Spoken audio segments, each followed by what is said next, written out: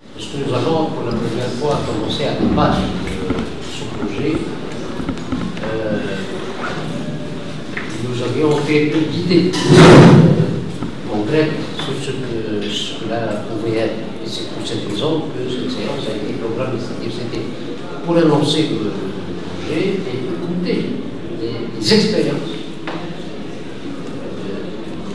Les gens n'ont pu avoir ce genre d'expérience d'ailleurs, comme l'a très bien fait Philippe Léger et les autres, et pour écouter les suggestions et les réactions des uns et des autres.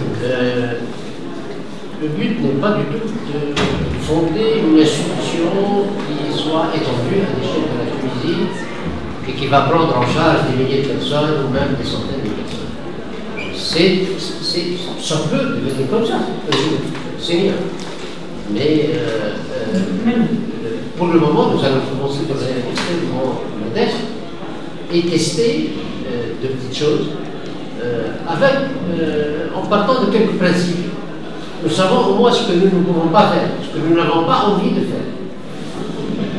Nous n'avons pas envie de faire une université diplômante.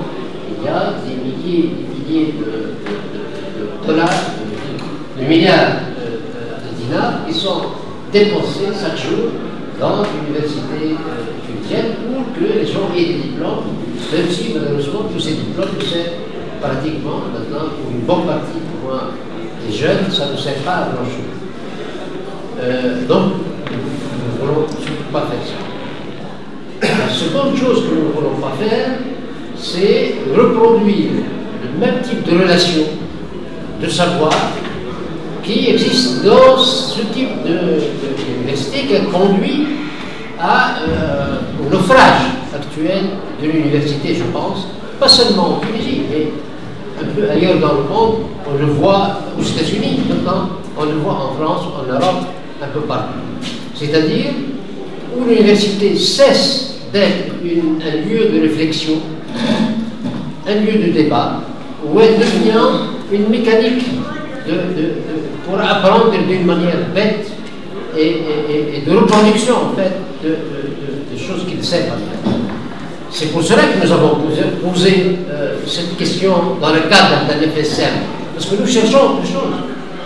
Nous cherchons à construire un lieu de réflexion qui soit ouvert pour tous et dans lequel il n'y aurait pas, à mon sens, c'est du moins personnellement ce qui est fondamental, où il n'y aurait pas quelqu'un, un apprenant, qui va faire apprendre aux autres, mais il y aurait une interaction entre des gens qui ont un peu plus d'expérience, qui ont un peu voyagé, du moins pas physiquement, mais moins dans la tête, en interaction avec des gens qui sont surtout des jeunes, et pour essayer de comprendre qu'est-ce qu'on peut faire avec eux pour les amener à réfléchir.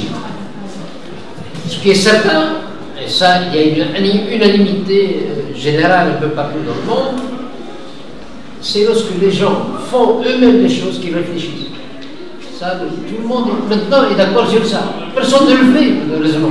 Mais pourtant, c'est la seule manière réellement d'apprendre et en devenant autonome, capable par la suite de se développer et d'apprendre.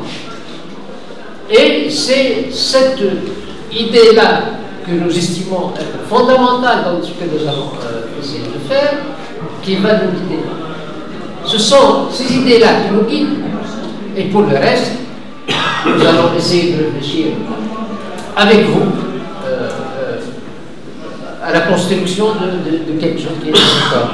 Mais c'est cette philosophie-là qui nous guide, et cette méthodologie, si vous voulez, là qui nous guide. Voilà.